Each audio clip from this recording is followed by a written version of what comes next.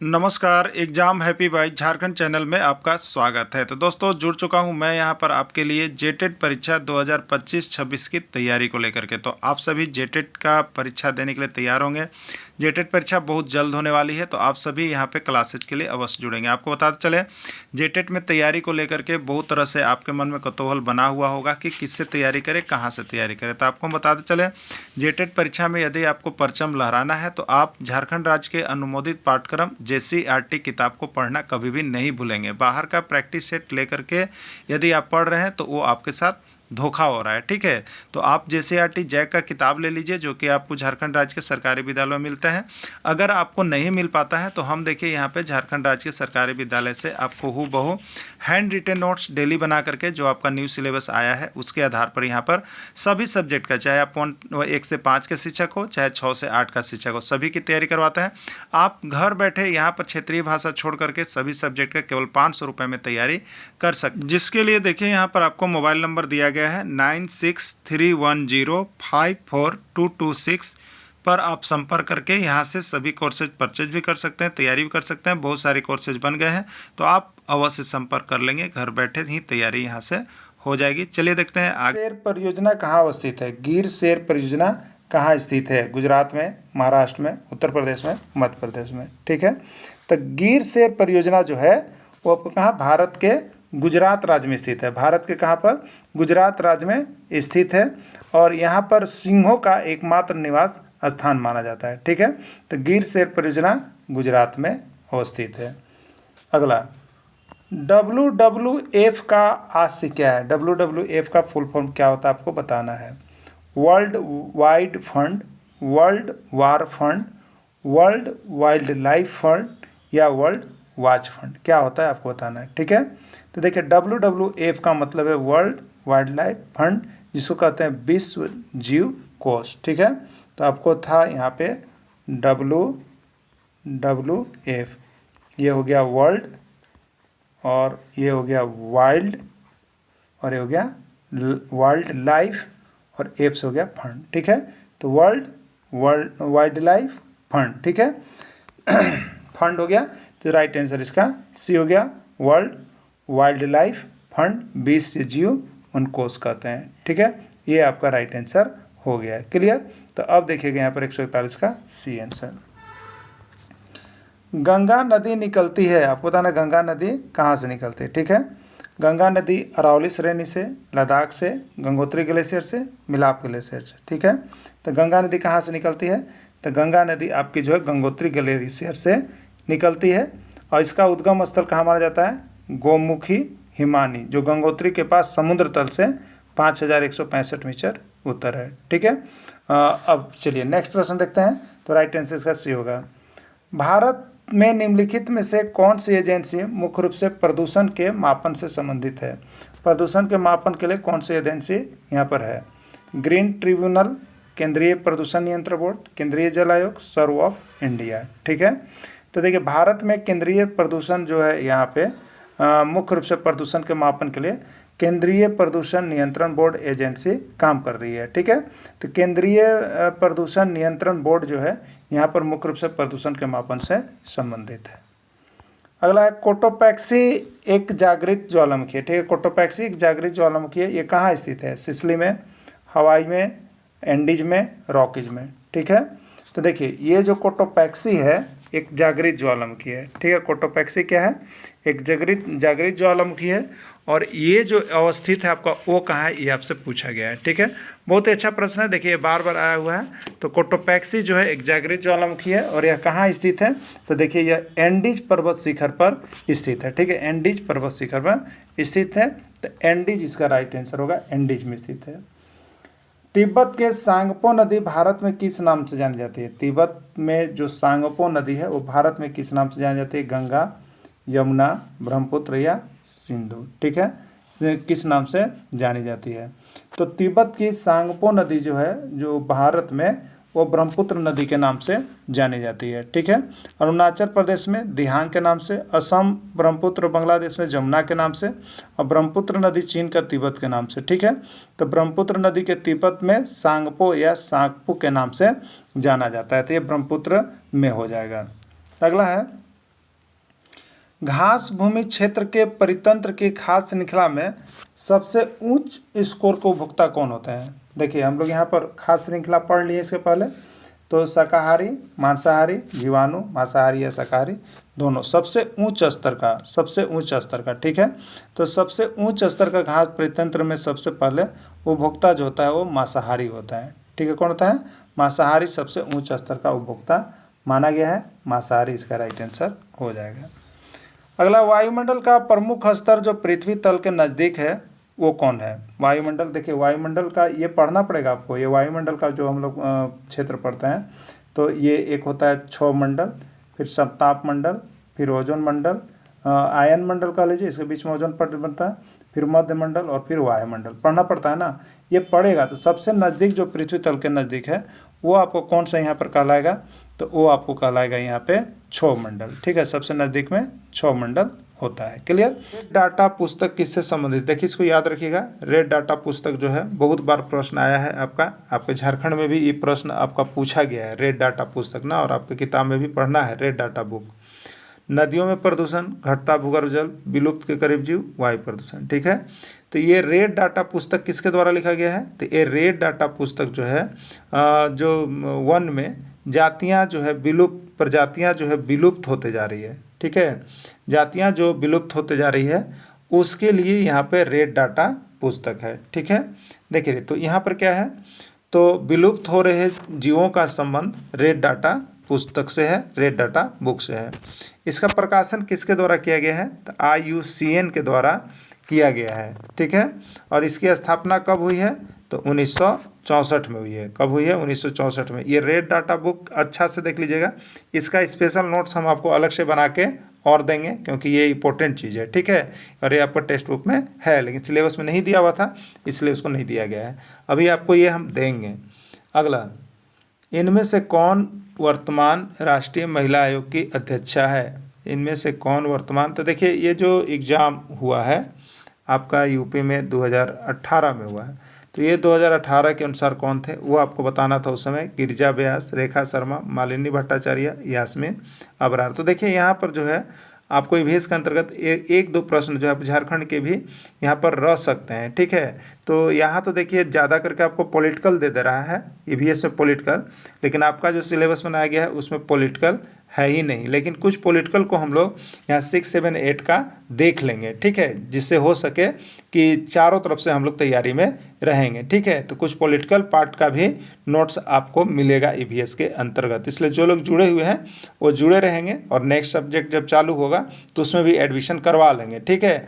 और बाकी जो लोग अब तक यहाँ पर देखिए, आप एक चीज़ तो है कि आप बहुत बड़े बड़े क्लासेज को फॉलो जरूर कर रहे हैं, हम मान रहे हैं, बहुत बड़े बड़े क्लास में जा रहे हैं जहाँ बहुत प्रश्न आपको करवाया जा रहा है, लेकिन आपको बता रहे हैं आप वहाँ से जरूर फॉलोअप कीजिएगा, जरूर फॉलोअप करना ही है, ठीक है। क्योंकि ऑथेंटिक चीज़ें जितनी होती है कम पढ़िए और ज़्यादा वहाँ से प्रश्न आपको निकलता है, और जो आता है उसको ज़्यादा दे के जाइए। तो वो देखिए वो आपको कौन काम कर सकता है, तो वो आपको क्वेश्चन बैंक से आप कर सकते हैं, और दूसरा जो है जो जैक का किताब है उससे, न तो बाकी गाइड वुड और बहुत सारे क्लास को आप ज्वाइन कर रखें तो वहाँ से आप बहुत ज़्यादा कन्फ्यूजन के पात्र हो जाइएगा, ठीक है। तो इसलिए जुड़ने के लिए सबसे अच्छा आपको यहाँ क्वेश्चन बैंक हम करवा दिए, उसके बाद जैक का हैंड रिटेन नोट्स करवा दिए। तो जो नए लोग जिनको वीडियो मिलता है तो आपको हम बता देते हैं बहुत चीप रेट में आपको हम यहाँ पे तैयारी करवा देते हैं, ठीक है, जिसमें 500 रुपये में आपको क्षेत्रीय भाषा छोड़ के सब PDF और वीडियो आपको हम प्रोवाइड कर देते हैं, साथ में क्लासेज भी रहती है, बात करने की सुविधा भी रहती है, और प्रत्येक सब्जेक्ट का नोट्स जिनको अपना अपना केवल PDF लेना है 150 रुपये में वो ले सकते हैं, ठीक है। तो आप कहीं कोई न कोई काम इसमें से जरूर करके ही जाइएगा जिससे कि आपका एग्ज़ाम में मार्क्स बढ़ सके, ठीक है। तो वर्तमान राष्ट्रीय महिला आयोग की अध्यक्षा कौन है आपसे ये पूछा गया है, ठीक है। तो इसका राइट आंसर है रेखा शर्मा उस समय थी, तो राइट आंसर B होगा। लोकसभा और राज्यसभा की संयुक्त बैठक किसके द्वारा आयोजित की जाती है? लोकसभा और राज्यसभा की संयुक्त बैठक किसके द्वारा आयोजित की जाती है? राष्ट्रपति, लोकसभा के अध्यक्ष, सांसद या राज्यसभा के सभापति, ठीक है। देखिए यहाँ पे आपको बताते हैं कि जो संविधान के अनुच्छेद 108 है उसके तहत, ठीक है, किसी भी विधेयक में दोनों सदनों का नहीं मतलब लोकसभा और राज्यसभा में किसी प्रकार की गतिविधि अवरोध उत्पन्न होती है, ठीक है, तो उसका संयुक्त बैठक जो है आपको किसके द्वारा कराया जाता है? राष्ट्रपति के द्वारा आयोजित करवाया जाता है। ठीक है, तो लोकसभा और राज्यसभा की संयुक्त बैठक राष्ट्रपति के द्वारा आयोजित किया जाता है। राइट आंसर इसका ये हो जाएगा। ठीक है, चलिए अगला देखते हैं। संविधान के किस भाग में पंचायती राज व्यवस्था संबंधी प्रावधान किए गए हैं? 9, 6, 3, 4। संविधान के किस भाग में पंचायती राज व्यवस्था? देखिए पंचायती राज व्यवस्था ये तो राजनीति शास्त्र का प्रश्न है, पॉलिटिकल साइंस का है। और देखिए आपको यहाँ पंचायती राज व्यवस्था आ रहा है। ठीक है, तो देखिए इसीलिए हम आपको क्वेश्चन बैंक करवा रहे हैं। तो आपको पंचायती राज व्यवस्था का नोट्स देख लेना है, पंचायती राज व्यवस्था देख लेना है। वो नोट्स हम आपको प्रोवाइड करेंगे। ठीक है, वो नोट्स हम आपको प्रोवाइड करेंगे। ये सारे चीज़ें जो भी होती है उसको हम लोग यहाँ पर क्या कर लेते हैं, काउंट कर लेते हैं कि क्या क्या पढ़ाना है हमें, और ईवीएस के अंतर्गत जो विभिन्न राज्यों में पूछा जा रहा है ये आ सकता है, हो सकता है। ठीक है, तो पंचायती राज व्यवस्था पढ़ लेना है आपको। क्लियर, तो उसका भी नोट्स आपको मिल जाएगा। तो पंचायती राज व्यवस्था किस भाग में संविधान में वर्णित है, किस भाग में? तो ये आपका हो जाएगा यहाँ पर 9। ठीक है, किस में है? 9 में आपका वर्णित है। राइट आंसर ये। अगला है 74वें संविधान संशोधन का संबंध किससे है? ग्रामीण स्थानीय स्वशासन से, शहरी स्थानीय, राष्ट्रपति की शक्ति से, सांसद की शक्ति से। ठीक है, 74वें संविधान संशोधन क्या किससे संबंधित है? तो देखिए ये जो 74वें संविधान संशोधन अधिनियम जो था वो 1992 के द्वारा संविधान के भाग IX क में जोड़ा, 9 क में जोड़ा गया था। ठीक है, जो शहरी स्थानीय स्वशासन से संबंधित है, शहरी स्थानीय स्वशासन से संबंधित है। ठीक है, तो ये कहाँ पर हो गया? तो इसका राइट आंसर बी हो गया, शहरी स्थानीय स्वशासन।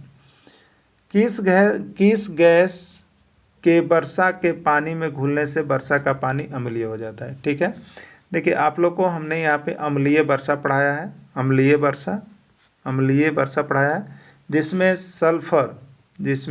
सल्फर और नाइट्रोजन के ऑक्साइड घुले हुए रहते हैं। ठीक है, अब क्या होता है, जिसमें सल्फर रहेगा, नाइट्रोजन रहेगा और ऊपर से इसमें आके जल मिलेगा। ठीक है, जल मिलेगा, जब सल्फर में आके जल मिलेगा तो क्या बना देंगे?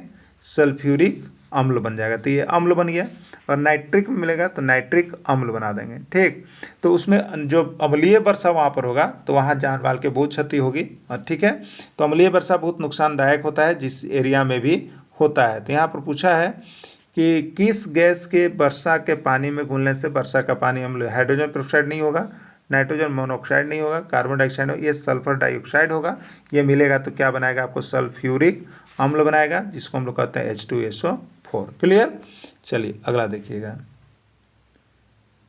भारतीय संविधान में विधि का शासन विचार कहाँ से लाया गया? विधि शासन विचार कहाँ से लाया गया? देखिए पूरा यहाँ पर देखिए आपको पर्यावरण क्या कर दिया गया, आपको पर्यावरण जो यूपी में पर्यावरण जो है पूरा यहाँ पर आपको पॉलिटिकल को मान लिया। हमारे यहाँ ये चीज़ नहीं है। हाँ, लेकिन ये चीज़ जरूर याद रखिएगा, पॉलिटिकल से कुछ प्रश्न आपका झारखंड में रहेंगे। और वो कहाँ से रहेंगे? तो आपको 6 to 8 जो जैक का किताब वहाँ से रहेंगे। तो 6 to 8 का पॉलिटिकल भी आपको देखना है। नहीं तो आप लोग कहते सर ये तो सिलेबस में है ही नहीं, तो आप वहाँ से मार खा जाइएगा। 1-2 नंबर जो भी आपको बढ़ना है वो कम पड़ सकता है, इसलिए आपको पॉलिटिकल भी देख लेना है। हम आपको पॉलिटिकल भी दे देंगे। कितने लोग इसमें सहमत है? वीडियो देखने के बाद ज़रूर बताइएगा कि हाँ सर पॉलिटिकल का भी नोट्स हमें चाहिए, तो आपको हम यहाँ से दे देंगे। ठीक है, चलिए अगला देखिएगा। तो विधि का शासन कहाँ से लिया गया? आपसे ये पूछा गया था 138 नंबर। ठीक है, तो विधि का शासन इंग्लैंड से लिया गया है ना। अगला देखिएगा। लोकसभा के चुनाव हेतु अधिसूचना कौन जारी करता है? लोकसभा का चुनाव होना रहता है तो उसका अधिसूचना जो है जारी कौन करता है? भारत का निर्वाचन आयोग, राष्ट्रपति, गृह मंत्रालय, लोकसभा सचिवालय कौन करता है? ठीक है, देखिए तो भारत के निर्वाचन आयोग की व्यवस्था अनुच्छेद 326 के तहत की गई है। ठीक है, लोकसभा चुनाव हेतु अधिसूचना, तो भारतीय निर्वाचन आयोग की व्यवस्था जो है आपको 326 अनुच्छेद के तहत किया गया है। जो यहाँ पर लोकसभा हो या विधानसभा उसके चुनाव की अधिसूचना जारी करता है। और यह निर्वाचन आयोग जो है एक अस्थायी स्वतंत्र निकाय है। ठीक है, एक अस्थायी स्वतंत्र निकाय है। यह आयोग किसका? तो संसद, राज्य विधानमंडल, राष्ट्रपति, उपराष्ट्रपति के पदों के लिए निर्वाचक नियमावली तैयार कराने और निर्वाचकों के संचालन के नियंत्रण के लिए जिम्मेदार होता है। ठीक है, चलिए अगला, लोकसभा की कार्यवाही के प्रथम 1 घंटे को क्या कहा जाता है? लोकसभा की जब कार्यवाही चल रही थी, लोकसभा का जब सत्र चल रहा होता है तो उसका प्रथम 1 घंटा को क्या कहा जाता है? सार्वजनिक काल, विशेषाधिकार काल, शून्यकाल, प्रश्नकाल क्या कहा जाता है? ठीक है, तो देखिए लोकसभा की जब कार्यवाही चलती है तो उसके प्रथम 1 घंटे में लोग क्या करते हैं? तो प्रश्न पूछते हैं। क्या पूछते हैं? प्रश्न पूछते हैं। तो ये प्रश्न पूछते हैं, इसलिए इसको हम लोग प्रश्नकाल में डालेंगे। ठीक है, प्रश्नकाल में डालेंगे। ठीक है, चलिए अगला देखिएगा, यहाँ पे अगला प्रश्न है, वर्षा जल संग्रहण क्या है? ये भी आपको हमने नोट्स में दे दिया है। देखिए अगर अभी आप नोट से भी बनाते तो यहाँ से आपको 20 पार कर जा रहा है। ठीक है, वर्षा जल संग्रहण क्या है? प्रयुक्त जल का संग्रहण और भंडारण, वर्षा जल का जमाव और भंडारण, पानी का वितरण, इनमें से कोई नहीं। ठीक है, तो वर्षा जल संग्रहण का मतलब ही होता है वर्षा के जल का जमा करना और उसको इकट्ठा माने भंडारण करना, संग्रहण भंडारण करना, यानी वर्षा जल का जमाव और भंडारण जो है वर्षा जल संग्रहण के नाम से जाना जाता है। ठीक है, अगला, भारतीय गैंडा कहाँ संरक्षित है? Corbett national park, Kaziranga national park, Bandipur Gir national park. ठीक है, तो भारतीय गैंडा कहाँ पर आपको मिलते हैं? तो देखिए भारतीय काजीरंगा राष्ट्रीय उद्यान का जो है स्थापना 1974 में किया गया था और असम में किया गया था, और ये एक सींग वाले गैंडा के लिए प्रसिद्ध है। काजीरंगा राष्ट्रीय उद्यान किसके लिए प्रसिद्ध है? एक सींग वाले गैंडा के लिए प्रसिद्ध है काजीरंगा। एकदम याद रखिए, काजीरंगा राष्ट्रीय उद्यान असम में है और एक सींग वाले गैंडा के लिए प्रसिद्ध है। क्लियर? चलिए अगला देखिएगा, निम्नलिखित में से कौन सा पारिस्थितिक तंत्र में ऊर्जा प्रवाह के संबंध में सही है? देखिए ठीक है, ऊर्जा प्रवाह आपको हमने नोट्स में दे दिया है, ऊर्जा का प्रवाह, जिसमें आपको देखे होंगे यहाँ पर। तो ऊर्जा का प्रवाह में पारिस्थितिकी तंत्र में संबंध में सही है। सही का मतलब एक लाइन से चलना चाहिए। तो उत्पादक, अपघटक, उपभोक्ता, ये गलत है। अपघटक, उपभोक्ता गलत है। उत्पादक, उपभोक्ता और अपघटक, ठीक है, ये भी गलत है। तो आपको हम लोग सीरीज बना के पढ़ाया, उसमें देखिएगा उत्पादक, उपभोक्ता और अपघटक। ठीक है, तो ये तीनों चीज़ आपको दिखाए थे और तीनों चीज़ का आपका नोट्स दिया भी है, उसका डिटेल्स वहाँ पे देख लीजिएगा। ये प्रश्न आया हुआ था। कौन सी ग्रीन हाउस गैस वातावरण में सबसे अधिक मात्रा में उपस्थित रहती है? कौन सी ग्रीन हाउस गैस वातावरण में सबसे अधिक मात्रा में उपस्थित रहती है? प्रोपेन, कार्बन डाइऑक्साइड, इथेन या मीथेन? ठीक है, तो यहाँ पे कौन सी गैस सबसे अधिक उपस्थित रहती है? तो देखिए ग्रीन हाउस गैस में सबसे अधिक जो होती है वो कार्बन डाइऑक्साइड गैस होती है, वो CO2 गैस होती है। इसको याद रखिएगा आप लोग, ये ग्रीन हाउस वाला गैस एक बार एकदम पूछ रहा है तो आप सभी ग्रीन हाउस गैस को देख करके ही जाइएगा। ठीक है, अगला है, किस वर्णक की उपस्थिति के कारण पौधे हरे होते हैं? कैरोटीनॉइड, लाइकोपीन, एंथोसाइनिन या क्लोरोफिल? ठीक है, ये भी प्रश्न आपको हमने करवा दिया है, देखे होंगे आप, सब कुछ मिल रहा है। बहुत सारे प्रश्न आपने यहाँ पे बना लिए, अभी केवल PDF आप जो चैप्टर का दिए होंगे उसको पढ़े होंगे तब। ठीक है, तो अभी आपका तैयारी अधूरा है, पूरा नहीं है, अभी आपका चल ही रहा है। तो आप सभी इसी तरह से 1 से 5 के लिए यहाँ से सारे नोट्स PDF पढ़ करके ही एग्ज़ाम में जाने की कोशिश कीजिएगा।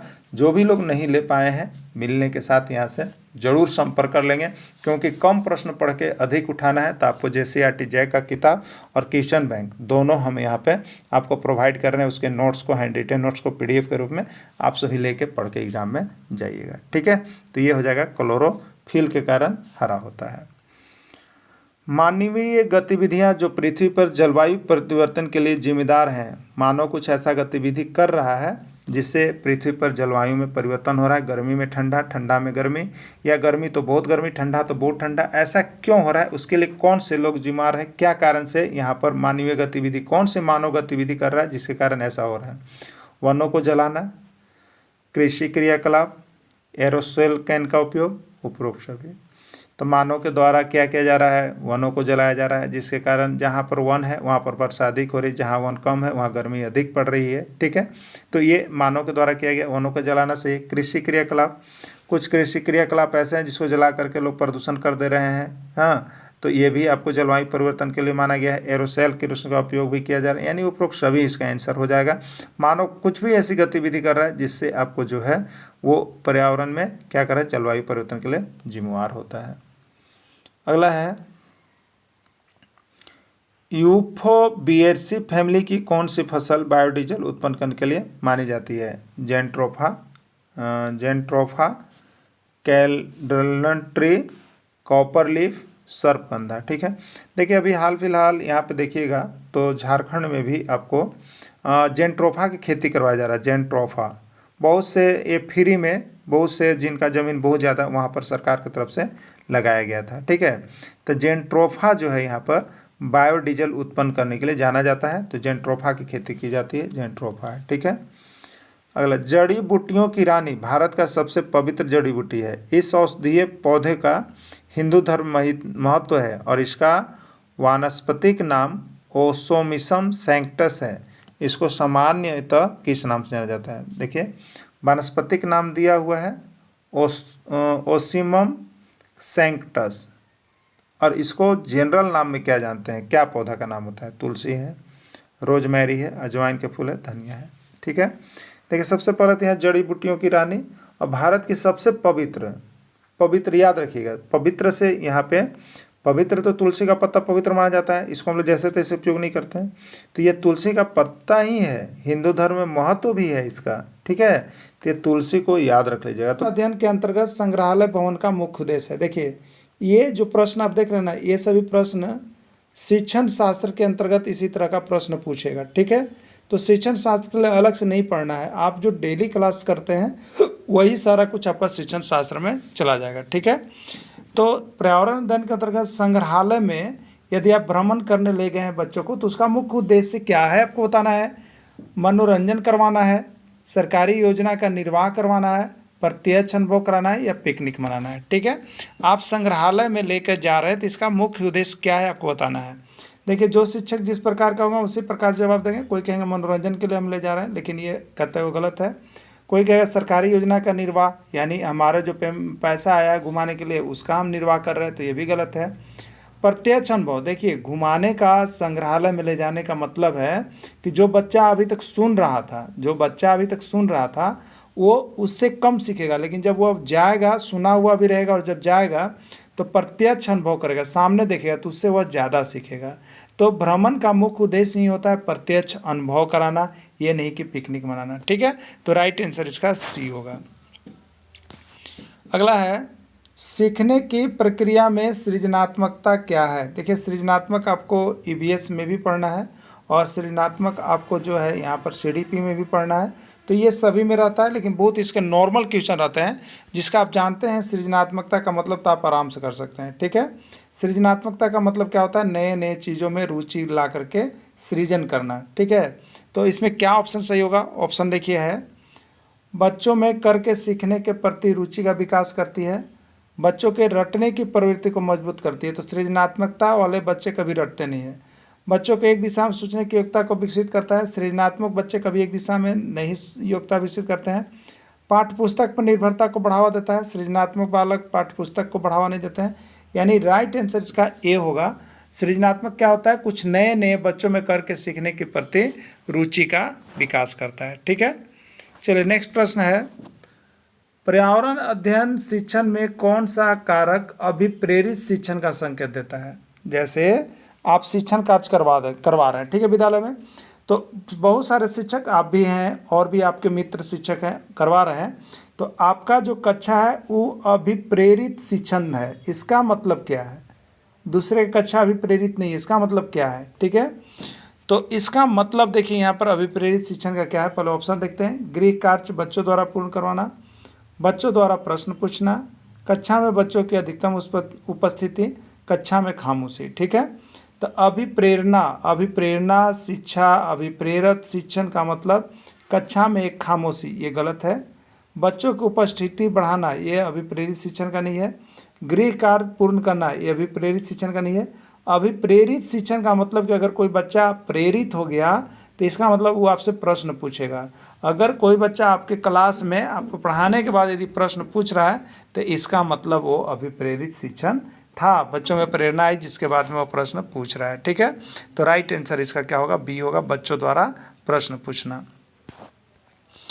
एक विज्ञान शिक्षक के लिए विद्यार्थियों हवा में भार होता है ज्ञात कराने के लिए वैज्ञानिक विधि के मुख्य सही चरण क्या है? हवा में क्या होता है? भार होता है। इसको बताने या समझाने के लिए मुख्य चरण क्या होगा? ठीक है, तो इसके लिए समस्या, परिकल्पना, प्रयोग या निष्कर्ष, परिकल्पना, समस्या, प्रयोग या निष्कर्ष, प्रयोग, परिकल्पना, समस्या, निष्कर्ष या समस्या, प्रयोग, परिकल्पना, क्या होगा इसको बताना है। ठीक है, देखिए सबसे पहले विज्ञान शिक्षक के लिए विद्यार्थियों में हवा में भार होता है, तो ये उसके लिए क्या होता है? सबसे पहले एक समस्या आता है। ठीक है, समस्या आता है। इस समस्या से क्या होता है? परिकल्पना करते हैं। परिकल्पना करने के बाद क्या करते हैं? प्रयोग करते हैं। और जब प्रयोग करते हैं तो लास्ट में निष्कर्ष इसका निकलता है, लास्ट में रिजल्ट आता है। राइट आंसर इसका ए होगा। अगला है निर्जलीकरण। निर्जलीकरण से ग्रस्त बालक के शरीर में किस पदार्थ की कमी हो जाती है? निर्जलीकरण से ग्रस्त बालक के शरीर में किस पदार्थ की कमी हो जाती है? निर्जलीकरण, जिसको डिहाइड्रेशन हम लोग कहते हैं। ठीक है, तो इसमें क्या होता है निर्जलीकरण में? तो मनुष्य के शरीर से या कोई बालक हो, उसके शरीर से बहुत अधिक मात्रा में क्या होता है? तो जल निकल जाता है, बहुत अधिक मात्रा में जल निकल जाता है। और जल में घुले हुए जो लवण होते हैं वो भी उसका निर्जलीकरण में पूरे शरीर से धीरे धीरे निकलने लगता है। ये पता तो तब चलता है कि बच्चा में कितना जो है यहाँ पर निर्जलीकरण हुआ है, उसके भाव को देख करके। ठीक है, तो निर्जलीकरण से जो ग्रस्त बालक होता है उसके शरीर से क्या चीज़ निकल जाता है? तो लवण एवं जल बहुत अधिक मात्रा में निकल जाता है। ठीक है, चलिए अगला देखिएगा। निम्नलिखित में से कौन सा पदार्थ, निम्नलिखित में से कौन सा पदार्थ प्राकृतिक रूप से ठोस, द्रव और गैस तीनों अवस्था में पाया जाता है? आपको बताना है इसमें कौन सा ऐसा पदार्थ है जो प्राकृतिक रूप से ठोस, द्रव और गैस तीनों अवस्था में पाया जाता है। देखिए आपको बता देते हैं, इस तरह का यदि आप क्वेश्चन बैंक बनाइएगा तो आपको देखिए इसी तरह का प्रश्न थोड़ा बहुत घुमा फिरा के आते रहता है, इसलिए क्वेश्चन बैंक जरूर बनाइए। और देखिए अभी ये सब सारा चीज़ आपको पढ़ाई हुआ है। ठीक है, ठोस, द्रव, गैस सारा चीज़ देखिए आ रहा है ना, तो कुछ भी निकल के आ सकता है। इसलिए सारा चीज़ को, टॉपिक को, जो JCERT किताब का आपको नोट्स यहाँ पर हमने पर्यावरण का देखिए आपको चैप्टर बाई चैप्टर दिया है, उसको तो आप सभी परीक्षा में जाने से पहले अवश्य देख लीजिएगा। ठीक है, और उसको दे हम कितना बड़े 150 में, जो आपके लिए बहुत ही न्यूनतम स्कोर होगा यहाँ पे। ठीक है, आप यहाँ से 28 जो है आपका 30 नंबर, उसमें 25 से 28 के बीच में नंबर आपको जरूर मिल जाएगा।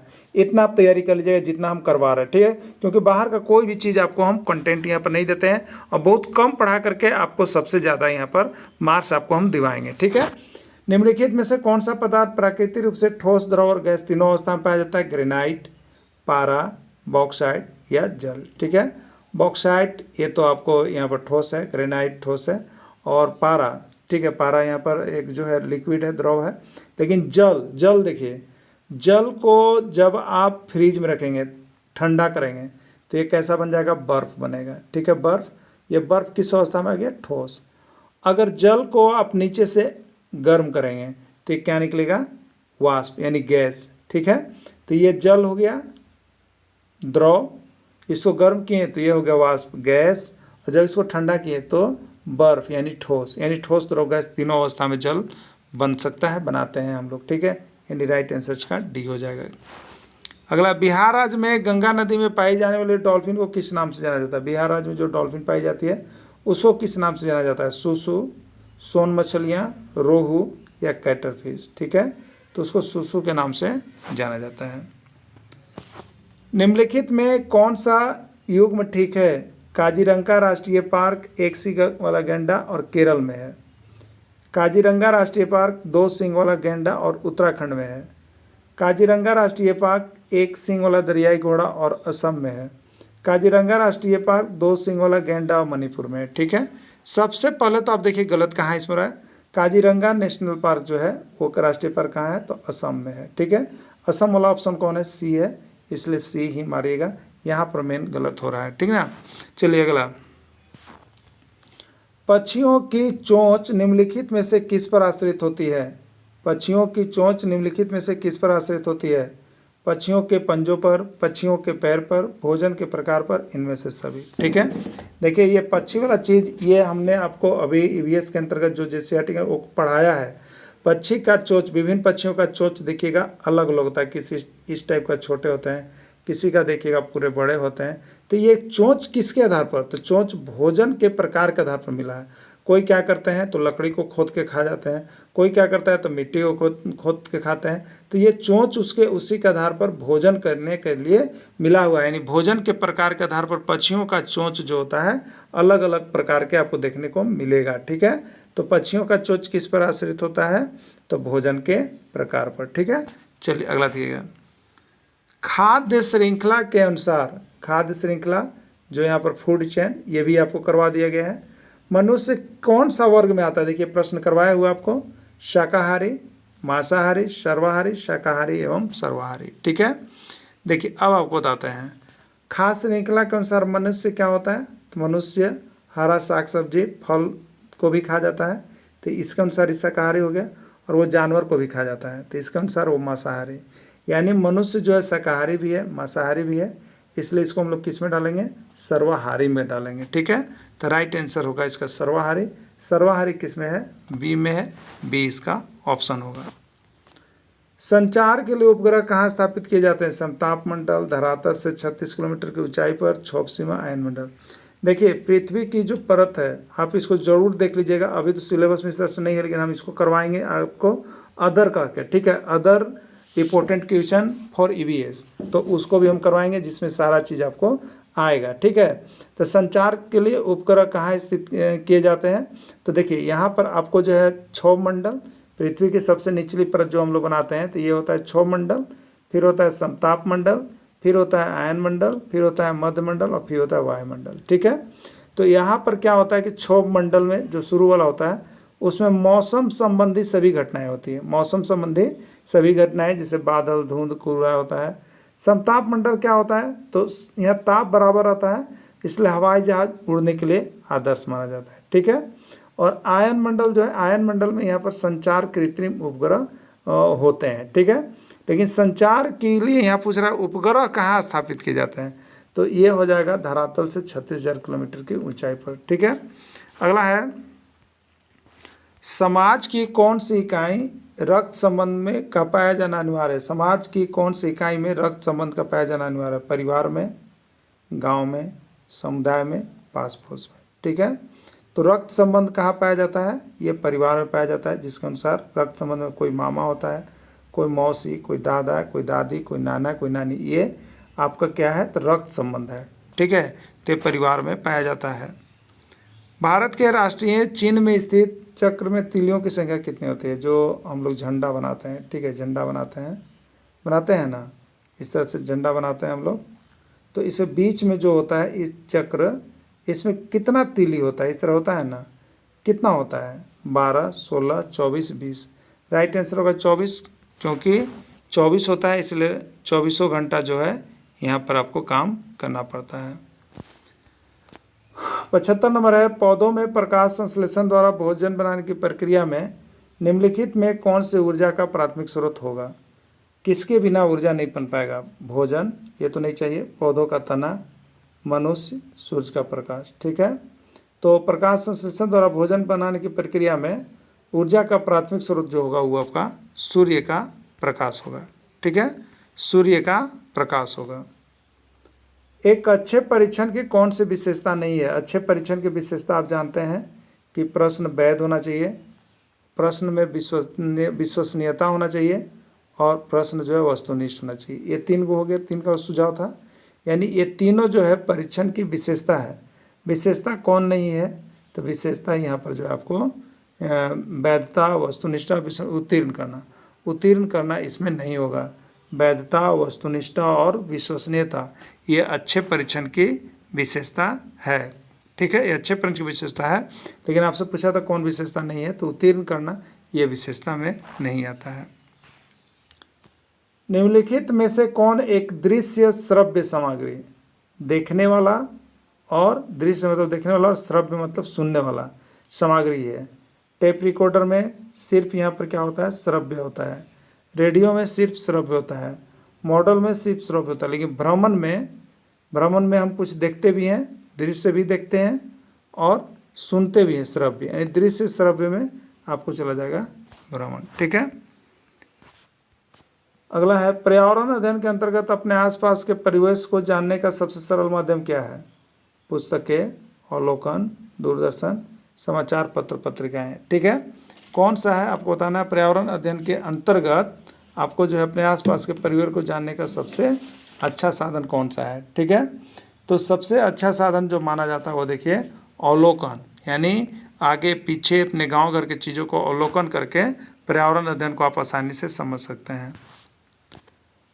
पर्यावरण अध्ययन में उपचारात्मकता आकलन का उद्देश्य है छात्रों को उत्तीर्ण करना, छात्रों के शिक्षण अधिगम प्रक्रिया के दौरान छात्रों की शैक्षणिक कमजोरियों को दूर करना, छात्रों को अनुत्तीर्ण करना, छात्रों की शैक्षिक कमजोरियों का पता लगाना। ठीक है, तो पर्यावरण अध्ययन में उपचारात्मक आकलन का जो सबसे महत्वपूर्ण उद्देश्य है वो है आपको छात्रों के शिक्षण अधिगम प्रक्रिया के दौरान छात्रों की कमजोरियों को दूर करना। यानी जिस समय आप शिक्षा दे रहे हैं अगर उस समय कुछ मजबूरी आ रही है तो उसी समय आपको उसकी शैक्षणिक कमजोरियों को दूर करने का प्रयास करना है। राइट आंसर इसका बी हो जाएगा। बीजों का अंकुरन के प्रभावी शिक्षण हेतु आवश्यक है। बीजों का अंकुरन का प्रभावी शिक्षण यदि आप देना चाह रहे हैं तो उसके लिए क्या करना पड़ेगा आपको। पाठ्यपुस्तक, श्याम पट्ट पर नामांकित चित्र, बीज और उसका पौधा, बीज के अंकुरन के प्रयोग का विद्यार्थियों द्वारा प्रतिदिन अवलोकन करना। ठीक है, तो बीज के अंकुरन के लिए सबसे अच्छा क्या रहेगा कि बीज डाल दिया आप तो उसके अंकुरन के प्रयोग का विद्यार्थियों द्वारा प्रतिदिन क्या करना चाहिए, देखा जाना चाहिए, अवलोकन करना चाहिए कि बीज बन रहा है या बीज से अंकुरन हो रहा है या नहीं। ठीक है, तो 80 का राइट आंसर डी हो जाएगा। बिहार राज्य में सबसे लंबा रेल पुल कौन सी नदी पर बना है। बिहार राज्य में सबसे लंबा रेल पुल किस नदी पर बना है आपको बताना है। ठीक है, गंगा, सोन, फल्गु, पुनपुन। ठीक है, रेलवे पुल कौन सी नदी पर बना है तो वो गंगा नदी पर सबसे बना है लंबा। ठीक है, गंगा नदी पर सबसे लंबा। अगला, मखाना की खेती के लिए देश का अग्रणी राज्य। मखाना की खेती के लिए भारत देश का अग्रणी राज्य कौन है। उत्तर प्रदेश, बिहार, पश्चिम बंगाल या केरल। ठीक है, तो मखाना की खेती 80% जो है वो बिहार में होता है। तो मखाना खेती के लिए देश का अग्रणी राज्य जो है आपका बिहार है। ठीक है, अगला है, एक रोगी का लगातार घाव से रक्त बह रहा है। रोगी को कौन सा विटामिन की कमी के कारण लगातार रक्त बह रहा है। ठीक है, हम एक ट्रिक आपको बताए थे, रात बेरी बेरी साली रोई पर खून ना रुका। ठीक है, रात से रतौंधी ए और बेरी बेरी से बी। ठीक है, और सा से स्कर्वी और रोज डी सिरकेटस। ठीक है, पर प्रजनन क्षमता की कमी ई हो गया, पर खून न रुका के, यानी के की कमी से खून नहीं रुकता है। ठीक है, तो यहाँ पर क्या होगा आपको विटामिन के इसका राइट आंसर होगा। प्लेग नामक रोग कौन से जीव द्वारा फैलाया जाता है। प्लेग नामक रोग कौन से जीव द्वारा फैलाया जाता है। मच्छर, बंदर, सुअर, चूहा। ठीक है, तो प्लेग नामक रोग जो है चूहा के मरने से या चूहा के काटने से व्यक्ति में ये ज़्यादा करके फैलता है। राइट आंसर इसका डी हो जाएगा। अगला है, निम्नलिखित में कौन सा युग्म ठीक नहीं है। खनिज तेल बायोगैस में आता है, जैव कचरा बायोगैस में आता है, पशुमल बायोगैस में आता है, मानवमल बायोगैस में आता है। एकदम सही है, पशुमल भी बायोगैस है, मानवमल भी बायोगैस है, जैव कचरा भी बायोगैस है, लेकिन खनिज तेल जो है बायोगैस में नहीं आता है। अगला है, निदानात्मक परीक्षण का उद्देश्य है छात्रों के विशेष अधिगम संबंधी समस्याओं का पता लगाना, छात्रों की व्यवहार संबंधी समस्याओं का पता लगाना, छात्रों की शारीरिक क्षमताओं का पता लगाना, इनमें से कोई नहीं। ठीक है, तो निदानात्मक में क्या किया जाता है, किसी चीज़ का निदान किया जाता है। ठीक है, तो इसमें हम क्या निदान कर सकते हैं, तो इसमें आप छात्रों की विशेष अधिगम संबंधी समस्या जो है उसको पता लगा सकते हैं। राइट आंसर निदानात्मक का यही होगा, कैसे निदान होगा तो उसको निदान हम लोग कर सकते हैं। पर्यावरण अध्ययन का प्रमुख उद्देश्य है, आपको बताना है कि पर्यावरण अध्ययन का सबसे प्रमुख उद्देश्य क्या है। पर्यावरण से सामंजस्य बनाना, जीव संरक्षण, प्रदूषण उन्मूलन, इनमें से सभी। ठीक है, तो देखिए पर्यावरण अध्ययन का प्रमुख उद्देश्य पहला भी है पर्यावरण से सामंजस्य बनाना, दूसरा भी है पर्यावरण अध्ययन का उद्देश्य कि जीव संरक्षित रहे, तीसरा का प्रदूषण उन्मूलन भी पर्यावरण अध्ययन का सबसे बड़ा उद्देश्य है, यानी राइट आंसर इसमें डी होगा, सभी होगा। ठीक है।